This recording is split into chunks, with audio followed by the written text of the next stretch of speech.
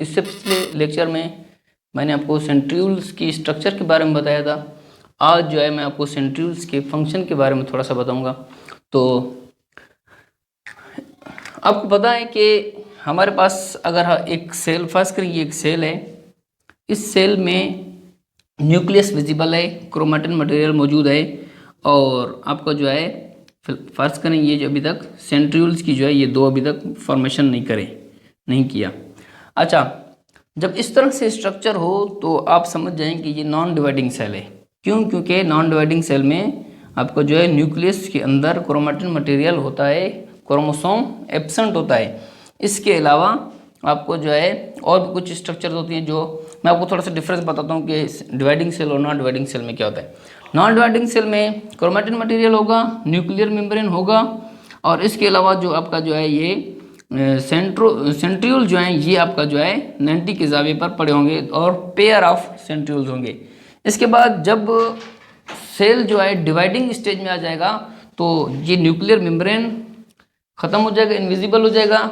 उसके बाद chromatin material जो है ये क्रोमोसोम में जो है तब्दील हो जाएगा और इसके अलावा जो है तीसरी चीज़ जो होगी, सेंट्रियोल जो है डिवाइड हो जाएंगे, 1 से 2 सेंट्रियोल्स में कन्वर्ट हो जाएंगे। मतलब कि एक सेंट्रियोल 2 में कन्वर्ट हो जाए, ये एक सेंट्रियोल है, इसका पेयर बन जाएगा, इसका भी पेयर बन जाएगा। तो इस तरह से ओवरऑल जो है टोटल हमारे पास 4 सेंट्रियोल्स आ जाएंगे। 2 ये ऑलरेडी मौजूद हैं और जो है 2 ये, टोटल 4 हो जाएंगे। और अगर मैं आपको इसकी दूसरी स्ट्रक्चर बनाकर दिखाऊं तो डिवाइडिंग सेल इस तरह से कुछ नज़र आएगा। आप यहाँ पर गौर से देखें कि आपके पास जो है 2 सेंट्रियोल्स जो है डिवाइड हो गया, 2 से 4 में कवर हो गया और ये जो है आपका अपोजिट डायरेक्शन में, अपोजिट साइड पर चले जाएंगे। यहाँ पर आ जाएंगे अपोजिट डायरेक्शन में, 2 इस तरफ आ जाएंगे, 2 इस तरफ आ जाएंगे। और इसके अलावा जो क्रोमैटिन मटेरियल था ये आपका जो क्रोमोसोम में कन्वर्ट हो गया। और जो तीसरी चीज़ है यहाँ पर न्यूक्लियस, ये इनविजिबल हो गया, ख़त्म हो गया। इसके बाद इसका एक और चीज़ है, जब इस तरह से सेंट्रियोल्स की कन्वर्जन हो जाएगी तो ये थ्रेड लाइक स्ट्रक्चर्स निकालेगा, एस्टर्स फाइबर्स निकालेगा, फाइबर स्ट्रक्चर निकालेगा और फाइबर्स जो है कुछ इस तरह से डिवाइड होंगे। पहली जो फाइबर होगी वो आपका सेंट्रोमेयर से निकलेगा, क्रोमोसोम के सेंटर से निकलेगा। जो क्रोमोसोम के सेंटर से फाइबर निकलेगा सेंट्रियोल से होते हुए, उसको हम नाम देते हैं काइनेटोकोर माइक्रोट्यूब्यूल का। दोनों तरफ से होगा, ये इस क्रोमोसोम के भी सेंट्रोमेयर से निकलेगा और ये इस क्रोमोसोम के भी सेंटर से निकलेगा, सेंट्रोमेयर से निकलेगा। इस तरह के फाइबर को काइनेटोकोर माइक्रोट्यूब्यूल का नाम देते हैं। इसके अलावा दूसरी किस्म का सेंट्रियोल से फाइबर निकलेगा, वो जो होगा इसके जो किनारों से गुजरता हुआ जाएगा। ये फाइबर किनारों से दोनों तरफ से गुजरेगा। इस फाइबर को हम पोलर माइक्रोट्यूब्यूल कहते हैं। क्यों? क्योंकि ये क्रोमोसोम के पोल्स के ऊपर है, किनारों के ऊपर है, इसलिए इसको पोलर माइक्रोट्यूब्यूल का नाम देते हैं। इसके अलावा तीसरी किस्म का फाइबर भी निकलेगा, उस फाइबर को जो है हम एस्ट्रल माइक्रोट्यूब्यूल्स कहते हैं। ये लॉन्गर नहीं होता है, ये सेंट्रोमेयर से थोड़ा सा जो है बाल की तरह स्ट्रक्चर्स निकलते हैं, इनको हम एस्ट्रल माइक्रोट्यूब्यूल्स कहते हैं। ये 3 किस्म के जो हैं सेंट्रियोल से फाइबर्स निकलते हैं और ये कब होता है? जब सेल डिवाइड हो रहा होता है, सेल डिवीजन के दौरान।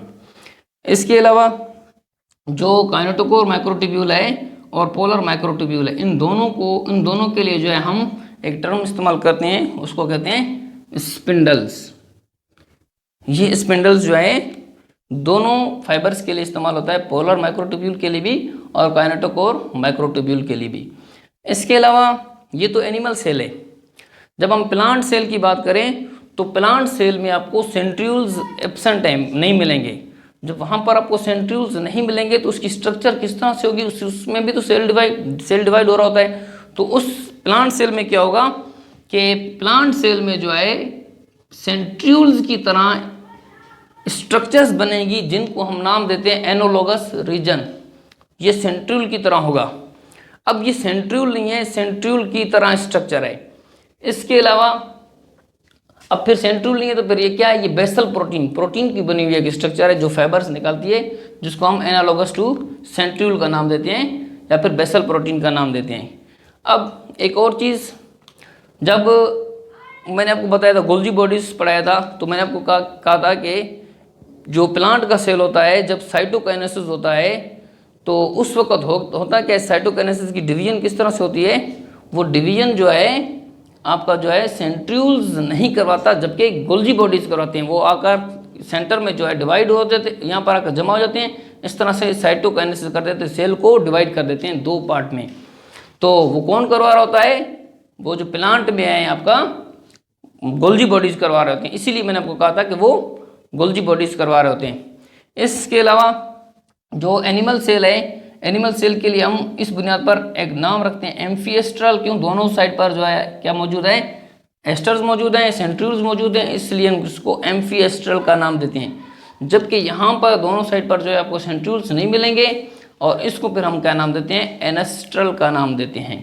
तो it's all about centrioles and it's functioning. Hope आपको मेरा जो लेक्चर पसंद आ गया होगा।